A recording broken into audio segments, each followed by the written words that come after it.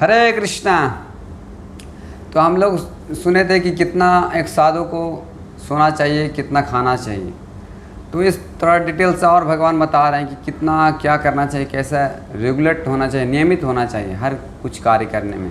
और जो मनुष्य का जो शरीर मिला है भौतिक चीज़ है, तो भौतिक आवश्यकता हमको आवश्यकता होती है, लेकिन आवश्यकता अत्यधिक कर देते हैं तो उससे और हमारे बीमारी बढ़ जाती है। यानी जो हम आवश्यकता से अति कर देते हैं तो और भौतिक कष्ट हमको झेलना पड़ता है।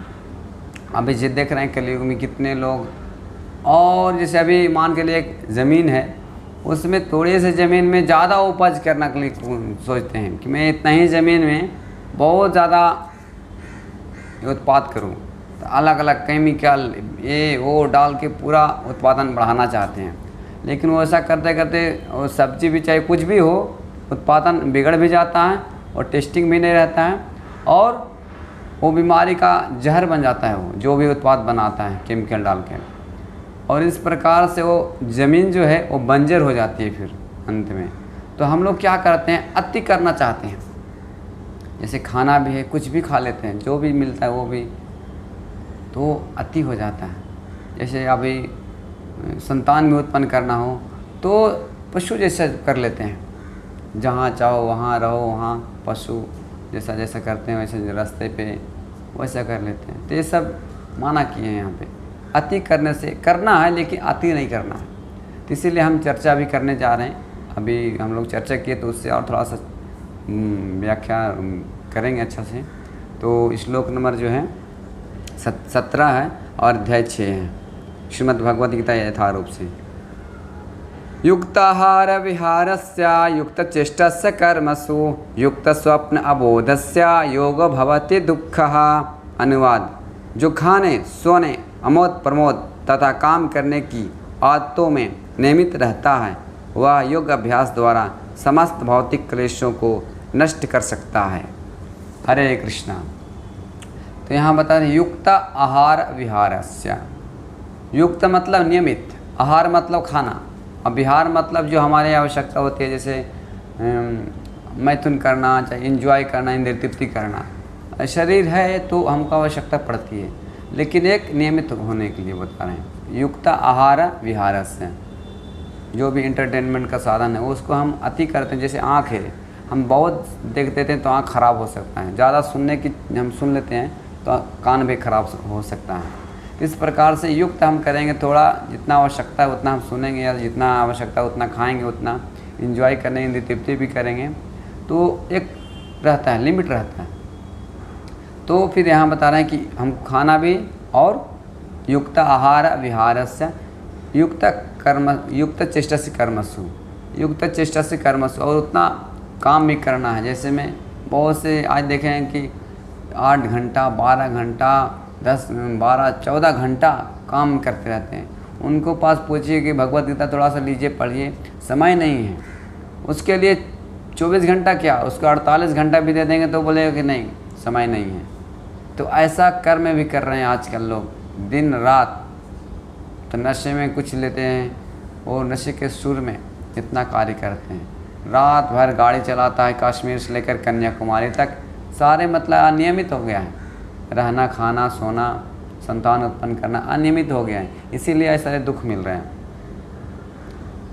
तो इस प्रकार से भगवान बोलते हैं आप युक्त हो जाओ। युक्त आहार विहारस्य युक्त चेष्टा से कर्मसु।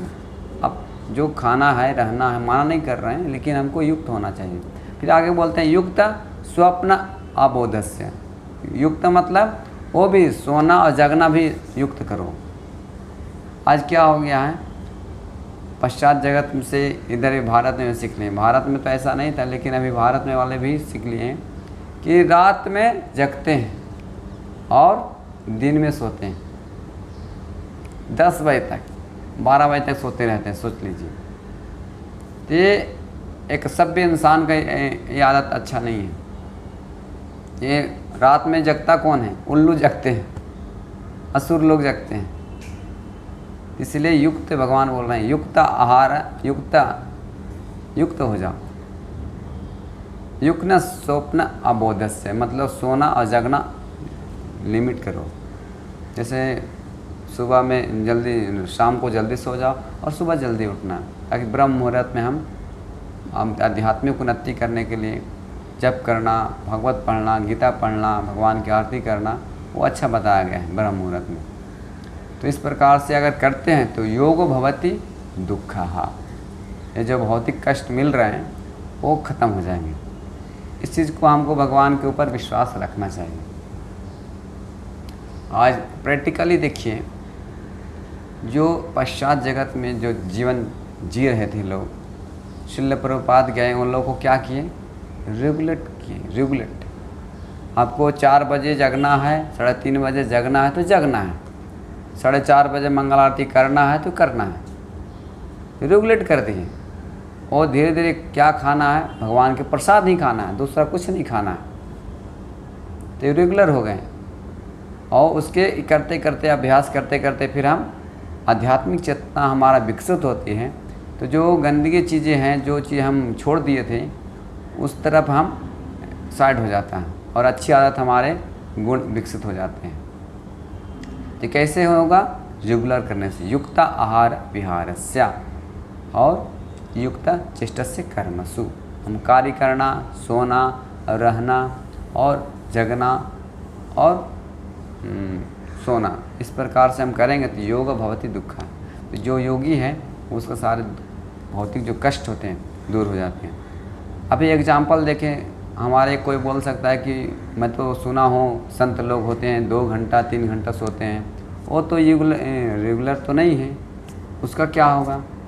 तो हाँ है, जब हम उच्च एडवांस हो जाते हैं आध्यात्मिक प्रगति में तो ऐसा कर सकते हैं। जैसे श्रील नामाचार्य हरिदास ठाकुर, श्रील रूप गोस्वामी, वो श्रील नामाचार्य हरिदास ठाकुर 3 लाख नाम जप करते थे।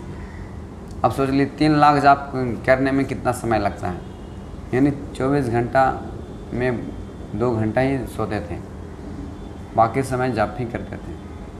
सोच लीजिए, उनका खाना ना सोना वो भी अनियमित है, लेकिन कब, जब उच्च प्लेटफॉर्म पर पहुंच जाते हैं। तो श्रील रूप गोस्वामी इतने भगवान के कार्य में युक्त रहते थे, उनका भी समय भी नहीं मिलता था पुस्तक लिखना और सारे कार्य, मंदिर को निर्माण कराना।